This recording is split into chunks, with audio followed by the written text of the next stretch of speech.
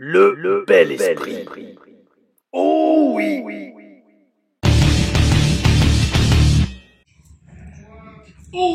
Oh oui, mes amis, la review de WWE SmackDown du 17 janvier 2025 depuis San Diego en Californie.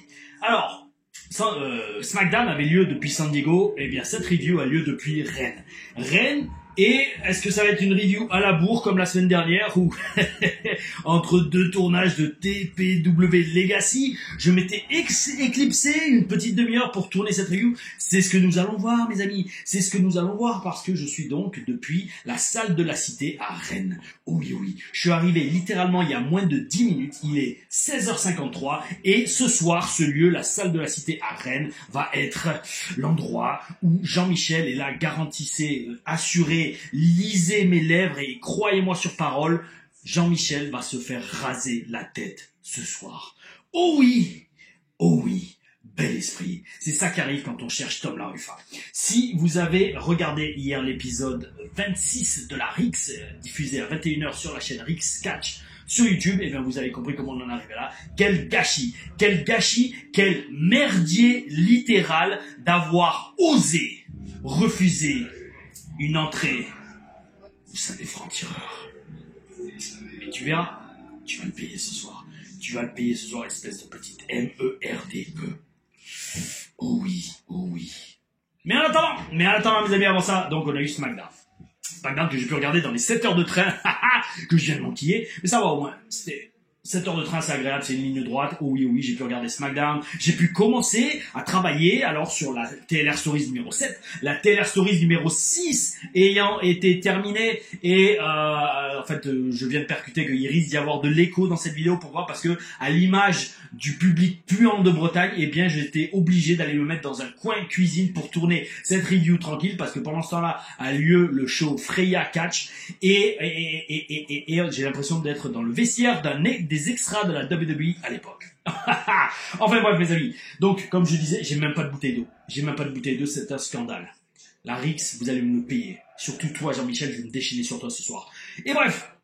Donc ouais, j'ai fini la TLR Stories numéro 6, elle a été postée et uploadée, elle sera publiée, mes amis, tac, roulement de tambour, vendredi prochain. Oh oui, vendredi prochain, je sais pas encore à quelle heure, je vous le dirai dans la review de Raw de lundi, donc qui sera là mardi online, et TLR Stories numéro 6, et je commence à travailler sur la TLR Stories numéro 7, dont je vais reparler dans cette review de SmackDown. Alors mes amis, SmackDown, qu'est-ce qu'on a eu? Déjà, on a eu une grosse intro des commentateurs qui ont fait quasiment tout le tour de la salle. et ils présentent le héros local, le Hall of Famer, Rey Mysterio, qui est originaire de San Diego. Je crois même qu'il est né à San Diego. Ou à Tijuana? Ouais, non, je crois qu'il est né à Tijuana, mais il habite à San Diego, si je dis pas de bêtises. Et c'est Rey Mysterio Junior, ok? Parce que Rey Mysterio Senior, c'était son oncle, avec qui j'avais catché sur un show de lucha libre dans la banlieue de Los Angeles en 2008. J'ai pas de photos de ce show. Oui, j'ai une ou deux photos de ce show qui doivent traîner sur mon Facebook, mais j'ai pas de photos avec Rey Mysterio Senior. Il m'avait fait rêver, Rey Mysterio Senior. C'était le leader du locker room lors de ce show. J'ai oublié de parler fort parce qu'il y a une ambiance de ouf ici. Bravo aux meufs, à Freya Catch. Et il y aurait une ambiance encore plus de ouf quand je raserai le crâne, je raserai la tête immonde de Jean-Michel. Coucou les loulous, la botte qu'il a à prendre les catchphrases de ma meuf. Bref, donc comme je disais, Rey Mysterio Senior, c'était le locker room leader de ce show en 2008 de Lucha Libre que j'avais fait dans la banlieue de Californie. Et c'était excellent parce qu'il nous avait dit, bon écoutez les gars, si le promoteur s'amuse à nous jouer des tours et à pas donner ce qu'il nous doit, en tout cas nous les Mexicains, personne ne catch sur le show. Et nous on avait fait, ok oui monsieur, il n'y a pas de problème. Donc voilà, c'est un petit souvenir d'ailleurs qui nous a quittés il n'y a pas longtemps. Le Rey Mysterio Senior nous a quittés il n'y a pas longtemps. Je défais un peu ma veste parce qu'il commence à faire chaud déjà dans les vestiaires et dès que je commence à faire une hashtag TLR Reviews. Oh oui, pourquoi? Parce que j'y mets le cœur. J'y mets le cœur, comme sur tout ce que je fais sur la chaîne, mes amis, dans tout ce que je fais dans ma vie, dans tous les cas. Et tout ça pour dire, vous allez adorer la TLR Stories numéro 6. Hein. Waouh! Et je peux vous dire, ça m'a fait du bien. Il y a une personne qui a trouvé le sujet, je lui ai mis un petit clin d'œil. De toute façon, comme ça, vous allez savoir c'est quoi le sujet. Mais c'est pas grave, je ne le dirai pas. Ça sera la surprise. Vendredi prochain, donc ça sera que je dise pas de bêtises, si on est le 18 et que c'était SmackDown du 17, ça sera le 24. Le 24 janvier à moitié de 24, c'est combien? C'est 12, non, midi, ça serait pourri. Allez, à 17h. 17h, le 24 janvier, eh bien, il y aura la TLR Stories numéro 6. Oh oui, et vous allez la kiffer, parce que ça va me permettre de faire la transition pour les analyses de matchs de toutes mes plus grandes rencontres de catch à TNA Impact Wrestling, qui vient de signer un accord d'ailleurs avec NXT. Très très bel esprit. Oh oui. Donc bref, allez, on commence SmackDown, il y a Rey Mysterio qui arrive, il fait une promo dans le ring. Et là, c'est le Rey de San Diego, le roi de San Diego. Il annonce sa participation au Royal Rumble masculin. Alors par contre, il faut juste m'expliquer, c'est quoi les critères pour participer. Les amis, j'imagine qu'il faut un contrat de WWE, mais si c'est plus simple que ça, j'aimerais bien en faire partie et avoir la paye qui va avec, mes amis. Il est interrompu par Kevin Owens qui commence en le caressant dans le sens du poil, en lui disant qu'il le respecte énormément. En fait, Kevin Owens, je l'ai vu surtout dans ce segment, c'est ça qui est énorme. Il a une de ses qualités que peu importe qu'il soit face ou heel, il connecte avec la foule. Et il est bon dans les deux rôles. Et ça, bel esprit. Parce que si vous êtes capable d'avoir cela, et surtout, si la machine vous donne des storylines, vous aurez un boulot à vie à la WWE. Mais on en reparlera à la suite de la TLR Stories numéro 6. Oh oui, vous verrez exactement de quoi je parle. Si la machine vous donne à manger, et que vous êtes bon et que vous avez du potentiel, croyez-moi, vous resterez à la WWE. Voilà. Alors ça vous met encore plus sur la piste du sujet de la TLR Stories numéro 6. Et donc la situation dégénère quand Owens prétend être champion de la WWE, mais que Rey Jr. lui dit qu'il ne l'est pas. Un début de show relativement lent. Ils en viennent aux mains. Quand même, mais j'ai juste l'impression que c'est pour tuer du temps et avoir une grosse pop de la foule pour le héros local. Bon, le boulot a été rempli, mais c'est pas comme si ça fait avancer énormément les storylines. Mis à part encore une fois que jusqu'à présent, tous les mecs qui participent au Rumble, il faut une promo au milieu du ring. Ça veut dire quoi? Ça veut dire que tu fais la queue pour être le premier à commencer SmackDown ou Raw, à faire une promo dans le ring et à dire « J'annonce que je suis dans le Royal Rumble ». Et là, vu que tu l'as fait devant la caméra, c'est un peu comme Jacques a dit, t'es obligé d'être dedans. Ce serait bel esprit, ça. J'annonce être dans le Royal Rumble 2025. Oh oui. Et c'est là que Tom Arifa revient en tant que Sylvester Lefort. Oh oui. Après, mes amis, on a un tag team match entre Candice LeRae et Nia Jax contre Bianca Belair et Naomi. Avec un petit segment, alors, avant ça, on a eu un petit segment backstage entre Bianca et Naomi. Et, comme vous le dites souvent dans les commentaires, ça devient clair que c'est une des deux qui a attaqué la légendaire Jade Cargill. Alors autant faut aimer Rhea Ralenti, moi maintenant Jade Cargill, je vais dire qu'elle est légendaire. Elle est légendaire. D'avoir été capable d'avoir le contrat qu'elle a eu à la WWE avec son absence de talent in-ring. Enfin bref. Donc je pense que franchement, comme vous le dites, vous l'avez beaucoup dit dans les commentaires, là c'est tellement flag que c'est soit Bianca, soit Naomi qui a attaqué la légendaire Jade Cargill. Et là d'ailleurs en parlant de ça, franchement les amis, à part s'ils truquent les réactions de la foule, c'est-à-dire qu'ils rajoutent des sons sur la foule quand ça arrive, je vois vraiment pas comment le WWE Universe va se soucier, va s'intéresser à cette storyline du retour de Jade Cargill et de découvrir qu'il a attaqué. Parce que franchement, déjà, si elle revient un jour, si elle sort du Performance Center et qu'elle est assez bonne donc pour revenir sur la route selon l'avis et aux yeux des officiels, mais même, elle va revenir à faire « Je sais qui m'a attaqué ». Ok, d'accord, on s'en fout en fait. Franchement, je vois pas le public de la WWE s'investir autant dans le personnage et dans la marque Jade Cargill, parce que ça c'est très important à la WWE. Comprenez que les catcheurs sont une marque. On construit sa marque quand on est catcheur. C'est pas un personnage, c'est pas une gimmick, c'est sa marque. Votre nom, c'est votre marque. Comme moi, je construisais ma marque Sylvester Lefort avec tout ce qu'il y avait autour. Sur les réseaux sociaux, le look, mon comportement à la télé et mon éthique de travail, etc. Je pense sincèrement pas qu'il y ait tant de fans que ça à la WWE qui se soucient de la marque Jade Cargill, de la légendaire marque Jade Cargill, si elle a pas son entrée. Parce qu'à part son entrée, il n'y a plus rien. Oh non. D'autant plus que là, en plus, il y a pas mal d'autres femmes très attirantes afro-américaines qui arrivent. Avec, c'est pas Jacquard Jackson, c'est Lash Legend notamment, qui arrive et qui est une Jade Cargill avec du talent. Ah oui, il ne reste plus qu'à lui faire les cheveux blancs et c'est bon. Enfin bref, mes amis. Donc franchement, ça m'a fait délirer parce que c'est Naomi, elle se fait attaquer dès le début du match et elle laisse Bianca Belair voyager dans le passé et faire tout le début du match tout seul, une sorte de grosse dédicace à l'époque où elle faisait la même chose avec la légendaire Jade Cargill. Et franchement les amis, quand je dis juste le début du match, je veux dire quasiment en fait tout le match. C'est Bianca Belair qui a sorti quasiment tout le match. Alors est-ce que Naomi a volé le personnage de Jade Cargill et qu'ils vont s'en servir, pardon, de la légendaire Jade Cargill, et qu'ils vont s'en servir pour faire la storyline et révéler que c'est Naomi en fait qui a attaqué Jade Cargill, la légendaire, pour lui voler son spot dans les matchs en équipe avec Bianca Belair où elle était championne et où c'était Bianca qui faisait 75 voire 90% du boulot. Peut-être que ça va être ça la storyline qui t'a cassé le quatrième mur. Et donc Naomi arrive pour participer qu'à la fin du match. Victoire des Babyface après un problème de communication entre Nia et Candice Delaray. Alors franchement, vis-à-vis de ça, on sent que Nia va commencer à partir tout seul. Et j'espère sincèrement que c'est ce qui va se passer et qu'elle va aller feuder avec Rhea Ralenti. N'oubliez pas, il faut l'aimer depuis Raw et sur Netflix depuis le 6 janvier 2025. Il faut aimer Rhea Ralenti et en toute honnêteté, Nia Jax serait la meilleure des choses possibles à arriver pour Rhea Ripley en tant que heel. Parce qu'au moins elle aurait enfin une heel face à elle qui puisse la mettre légitimement en difficulté de par son gabarit et sa force de destruction. Oh oui, oh oui.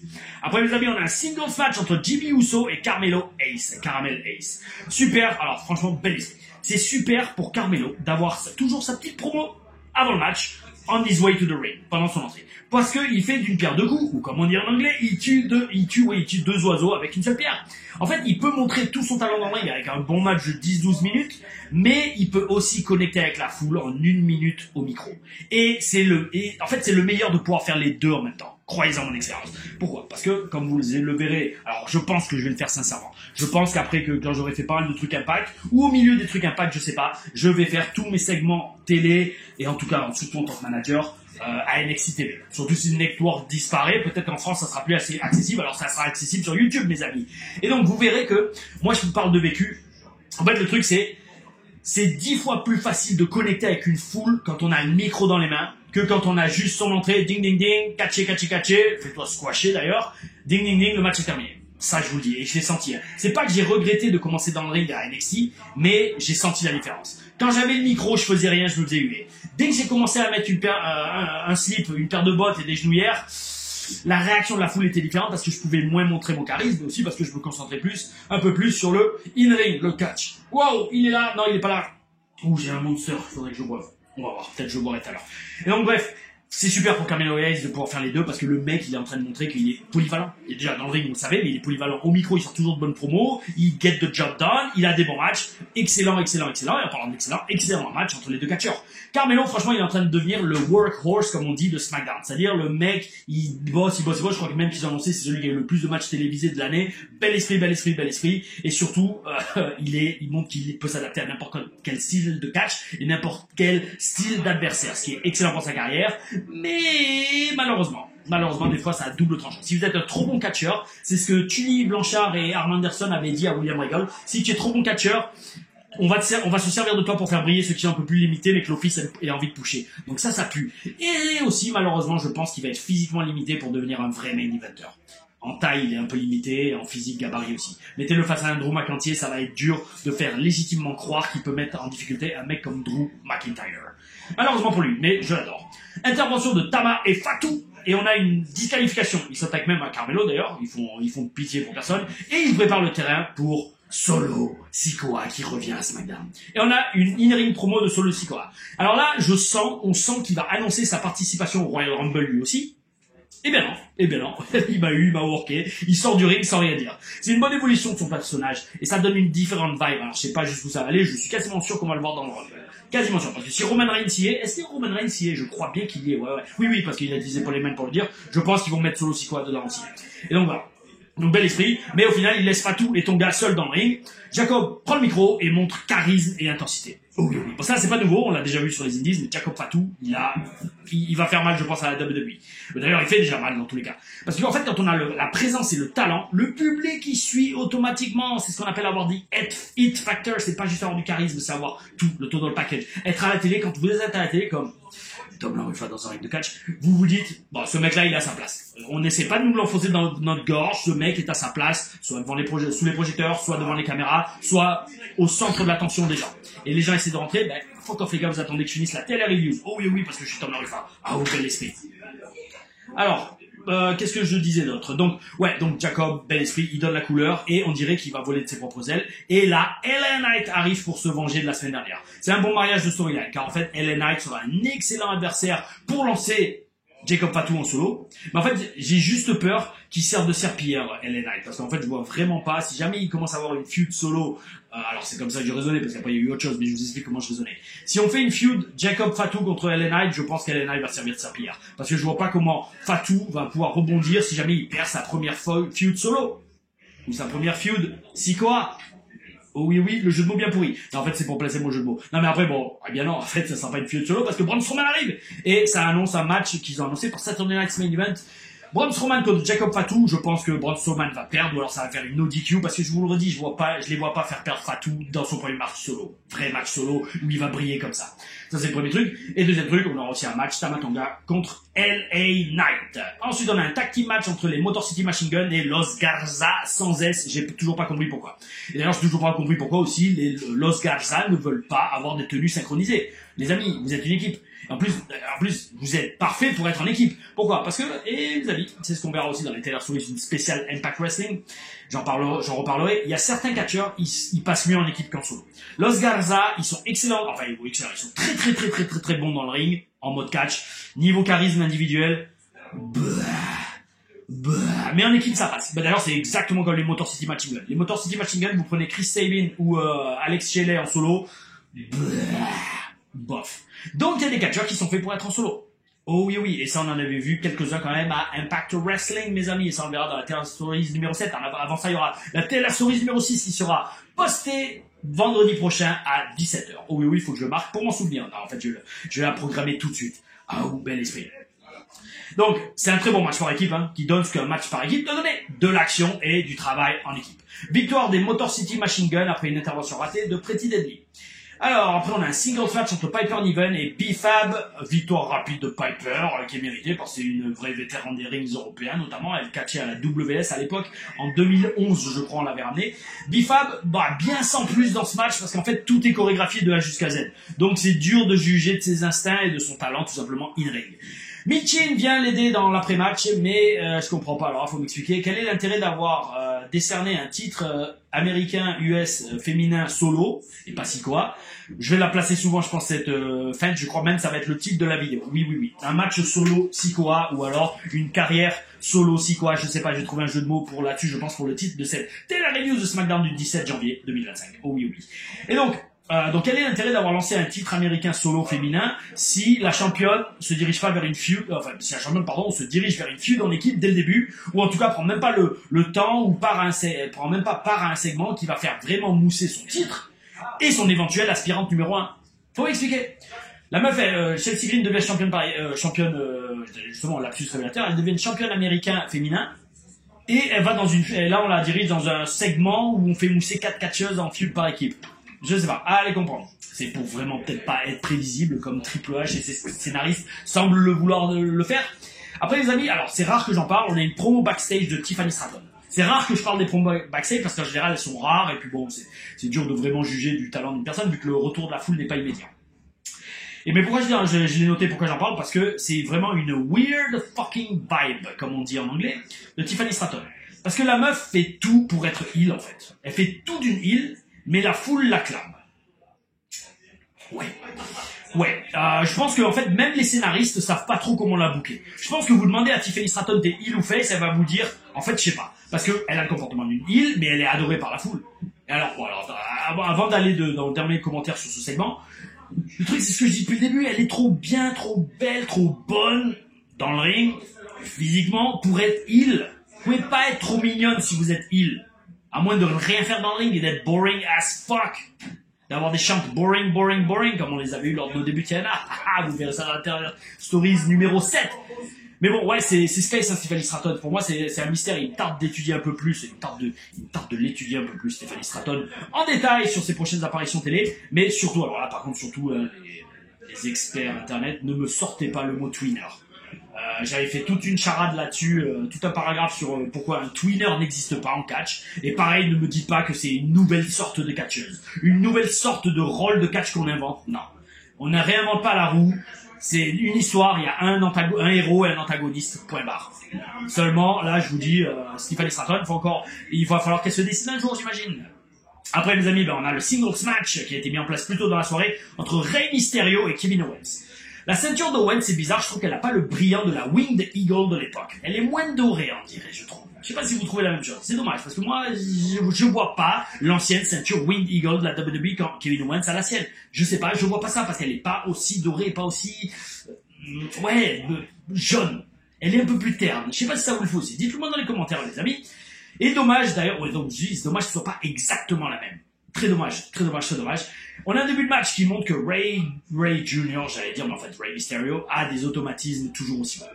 Peu importe qu'Owen soit un bon porteur, parce que moi, au tout début de ma carrière, je crois que c'est Booster, lors de mon premier stage de catch en août 2004, qui m'avait dit, un voltigeur, pour qu'il soit bon, faut qu'il ait un bon porteur. Et c'est vrai, je l'ai compris plus tard par la suite. Et notamment en observant aussi Cesaro avec des petits catcheurs mexicains. Bon bref. Peu importe qu'Owen soit un bon porteur, il bouge toujours, Rey Mysterio bouge toujours aussi bien. Et il sait doser ce qu'il fait. Et c'est ça qui est excellent. Et mes amis, allez comparer, peut-être un jour on le fera, peut-être dans une vidéo, dites-moi si ça vous intéresse, on comparera le travail d'un Rey Jr. à la WCW et celui qu'il a commencé à faire à la WWE à partir de 2002 quand il a commencé là-bas. Si ça vous intéresse, je ferai une vidéo, j'essaierai parce que je vais faire plein de vidéos, hein, là, j'ai un agenda de vidéos de ouf de prévu. Mais une vidéo où on compare un match de Rey Mysterio à la WCW et un match de Rey Mysterio à la WWE quand il est arrivé en 2002 qui était excellent. Il a complètement changé son style de catch pour vraiment commencer à raconter une histoire comme on dit à la WWE et connecter avec le public de façon phénoménale. Parce que la connexion qu'a Rey Mysterio à la WWE, c'est à des années-lumière de ce qu'il avait à la WCW. J'espère que vous vous en rendez compte, les amis. Et donc, en voyant ça et avec cette vidéo, vous comprendrez, mes amis, pourquoi c'est une légende. Oh oui, oui. Et comme c'est prévisible, on a un très bon match entre les deux catcheurs. Juste une victoire assez plate, sans suspense, avec Owens qui triche plus ou moins en se cognant contre l'arbitre, qui déséquilibre Rey Mysterio de la troisième corde. Bizarre. Mais en attendant, ça permet de construire Owens, surtout en préparation de son match contre Cody Rhodes au Royal Rumble, qu'on matera en live. Oui, j'essaierai, il faudra que je trouve une solution. Et il pourra toujours dire maintenant, dorénavant, qu'il a battu Rey Mysterio one-on-one, en 1 contre 1, à la légale, vu qu'il s'est pas fait disqualifier. Et oui. Et mes amis, on termine par le main event. Le match pour le titre WWE féminin entre Bayley et Tiffany Stratton. Bayley qui combat dans sa ville natale. On pourrait presque y croire qu'elle va gagner. Avant que le match commence, bel esprit. Une promo vidéo pour le retour de Charlotte Flair. Oh oui, qui reviendra sûrement au Rumble, même si je pense pas que ça a été annoncé, c'est quasiment sûr, j'imagine. Ils vont pas la faire revenir juste avant le Rumble, ils vont la faire revenir au Rumble féminin. Et donc, pour une grosse ovation. Et je suis très content que Charlotte revienne. Pourquoi? Parce que quand elle sera à l'écran, mes amis, je pense que j'aurai beaucoup d'anecdotes avec Ashley Flair, je crois qu'on prononce en Flair, c'est son vrai nom. Parce que, dans un sens, je l'ai vu débuter. Elle avait commencé à la FCW 2 ou 3 mois avant moi.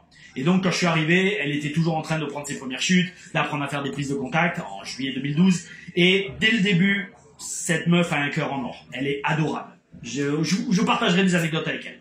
Mais ouais, c'était vraiment une personne très bonne et je pense qu'elle l'est encore. Oh oui. Parce qu'Andrade, ça a l'air d'être un bon gars aussi. Et pour qu'ils soient ensemble, oh oui, bel essai. Et d'ailleurs, on sent aussi que Roxanne Perez fera ses débuts dans le Rumble, parce qu'on va voir Ringside pour ce match. Début de ce match de championnat en lutte, Tiffany Stratton suit bien, elle a de bons placements, elle a de bons instincts. Bravo pour une ancienne gymnaste. Franchement, respect à Tiffany Stratton. Parce que dans ces séquences de lutte, bel esprit, elle a montré qu'elle a le catch dans le sang. Et bel esprit au Performance Center de l'avoir formée aussi rapidement. Là, ils m'ont fait rêver. Hein. Mais c'est bel esprit. Ça montre que la meuf, elle a le catch dans le sang. Et ça va s'améliorer avec les années parce qu'elle a que 26 ans. Elle va faire très mal. Hein. Dans 10 ans, waouh. Elle se met à bosser le bras de Bayley, dédicace à Matt Tryhards, Impact qu'on verra dans la TLR Stories numéro 7 et je vous expliquerai pourquoi on avait choisi de bosser le bras avec Baron Dax, Marcus Louis, Michael Vierge et vous allez voir c'est un truc de ouf. Si vous avez aimé la vidéo analyse de mon match à NXT TakeOver Fatal 4-Way, mes amis vous allez adorer la TLR Stories numéro 7. On avait eu 18 minutes. 18 minutes à la télé, c'est gigantesque. La TLR Stories c'est environ une demi-heure. Vous allez kiffer. Il me tarde de voir vos retours là-dessus parce que je vous dis, elle est encore meilleure que celle de TakeOver. Oh oui. Et bref, et c'était des tryhards. C'est ce qui nous a en plus mérité de gagner un contrat. Donc si vous voulez voir comment vous faire signer à la TNA, regardez la TNA Stories numéro 7. Oh oui. On a donc un excellent match et comme j'avais annoncé, assez logiquement les amis, tout le monde s'en doutait, Bayley garde sa place de grande prêtresse du clan des Serpillères. Elle perd clean 1, 2, 3, 1, 2, 3 en plein milieu du ring. Respect à son professionnalisme de faire autant mousser la relève et de passer le flambeau comme ça. Mais Bayley, maintenant, je pense que ça va être quasiment impossible de sortir du clan des serpillères pour toi. Mais bel esprit, au moins, tu es la grande prêtresse de quelque chose. Ah oui. Et tu as la tenue et l'entrée qui fait ça. Vu que c'est un peu une vibe égyptienne, hein, t'as ton entrée. D'ailleurs, Bayley, elle aussi, elle a l'œil d'Horus tatoué sur l'intérieur de son poignet, je crois. Oh oui, oh oui. Et donc, mes amis, en conclusion, on a eu, là encore, un très très bon SmackDown. Ça fait plusieurs d'affilée, bel esprit. L'heure en plus, l'heure en plus permet ouais, non, ça. Alors, l'heure en plus de ce SmackDown, parce qu'en fait, ça devient tellement naturel, en fait. Un SmackDown de 3 heures, ça s'enchaîne tellement naturellement que ça permet de donner un vent de renouveau dans les storylines et dans les visages qu'on voit à l'écran. Bel esprit, bel esprit, bel esprit. Surtout quand j'ai eu 6 heures de train pour mater SmackDown tranquillou. En vitesse, j'ai commencé en 1.1. Mais limite, ça devient difficile, des fois dur de regarder en 1.1. Alors j'ai fait en 1.5. Et ben, j'ai quand même passé un excellent moment devant ce SmackDown, mes amis. J'espère que vous avez passé un excellent moment devant cette review, mes amis. Mais avant de terminer, comme d'habitude, et avant que j'aille commencer à me préparer à mettre dans l'ambiance chaud pour ce soir, oh oui, oui, donc je sais certains seront dans le public, Aoud, notamment Soring, dédicace, je sais sincèrement pas si je vais ressortir après le show parce qu'il faut que j'aille vite à l'hôtel. Mais dans tous les cas, oh oui, oui, bel esprit. Gros show de la Rix ce soir, épisode 27, où je vais raser le crâne de Jean-Michel. Mark my words. Et bref, Rammac 5337, tu me dis d'abord, très bonne review comme d'habitude. J'ai beaucoup apprécié toutes les analyses techniques. J'en ai donné quelques-unes dans ce review que j'ai quand même fait en speed à 25 minutes. Je pense qu'on va faire la demi-heure. Ça fait 2 reviews de SmackDown dans le speed. Je pense que celle de la semaine prochaine, peut-être, est-ce qu'elle le sera? Peut-être pas, parce que mon bus pour Turin est en milieu de matinée, je crois. Donc j'aurai peut-être le temps de la faire avant. Putain, ils vont faire parler moins fort, sinon je vais les défoncer à côté. J'aurai peut-être le temps de la faire avant le bus. Mais bref, ça pour dire. Qu'est-ce que Cyril, je ne monte pas les steaks, pourquoi tu sors Cyril? C'est parce que peut-être j'appuie sur un des boutons. Bon bref, donc j'ai une demi-heure de review dans le speed. Pourquoi? Parce qu'on est sur la route et vous vivez la vie de catcheur avec Tom la roue. Enfin, oh oui, oui. Abonnez-vous, likez, partagez la chaîne. Oui, les chiffres augmentent. On continue comme ça. Très très bel esprit, mes amis. Donc, tu me dis, j'ai beaucoup apprécié toutes les analyses techniques. Me vient une question par rapport aux commentateurs. On a pu voir des fois qu'ils pouvaient réduire l'impact d'un botch avec une bonne remarque ou amplifier l'impact d'une prise en la remettant en contexte, etc. Généralement à la demande de la direction ou des catcheurs. Pas tout le temps des catcheurs, hein, c'est plutôt les gars qui leur parlent dans l'oreillette, en tout cas la WWE. Sinon, s'il n'y a pas cette oreillette, en général, c'est parce que le mec sait ce qu'il fait comme on le fait avec Beast. En tout cas, moi je le fais avec Beast. Bref. Mais les commentateurs étrangers, comme notre légendaire duo Ajus-Chéreau, même si ce méchant Christophe Ajus a donné un coup de pied à Backlash, ça c'est bien vrai, honte à lui, ont-ils accès à ces informations? Et dans la scène indépendante, ça se passe pareil. Je pense notamment aux catcheurs qui ne parlent pas forcément la langue des commentateurs locaux, ils ne doivent pas beaucoup pouvoir communiquer avec eux. Mais écoutez, mec, c'est une excellente question, j'adore les questions comme ça les amis, vous me faites rêver. Je t'explique. Alors déjà pour Ajus-Chéreau, ils m'ont fait rêver. Ajus-Chéreau, ils m'ont avoué, c'est à Backlash d'ailleurs, moi je crois à Backlash, mais il m'avait peut-être dit avant, mais je crois que c'est à Backlash. En fait, eux, ils commentent avec Michael Cole dans les oreilles. Imaginez le talent d'Ajus et Chéreau. Les deux commentent avec Michael Cole et Corey Graves ou peut-être maintenant Pat McAfee dans les oreilles. Tout simplement pour savoir quand les coupures pub arrivent, quand les clips vidéo arrivent, etc. Et ils arrivent quand même à bien commenter. Mec, respect, même si je pense, ça demande, c'est une question d'habitude, les mecs font ça depuis 20 ans. C'est comme si moi vous me dites, un jeune catcheur, quand je lui dis, ouais moi frérot, je vais dans le ring, j'improvise tout. Tranquille, bon pas des matchs avec des 450 dans tous les sens, mais un bon match de catch bien intense, je peux te l'improviser dans le ring, les yeux fermés, ou les yeux ouverts, mais la bouche grande ouverte aussi bien évidemment, pour communiquer justement dans le ring. Bref, tout ça pour dire, c'est l'expérience qui parle. Donc respect total à Christophe Ajus et Philippe Chéreau. Ça c'est pour Ajus et Chéreau. Maintenant, pour par exemple moi quand je commente avec Beast, non, c'est juste que comme je connais le catch et je connais le business, je sais qu'en faire mousser quelque chose, je sais qu'en camoufler un loupé, il y en a quand même. Sur TPW Premium, j'ai fait aussi sur YouTube un show Ambition de la HCP. D'ailleurs, il faudra que je sûrement en refaire un bientôt tout seul. Donc c'est ça en fait. Et ça qui est énorme. Commenter seul, c'est balèze. Parce qu'il faut continuer à donner vie au match, il faut meubler quand c'est calme, il faut tout décrire, il faut presque...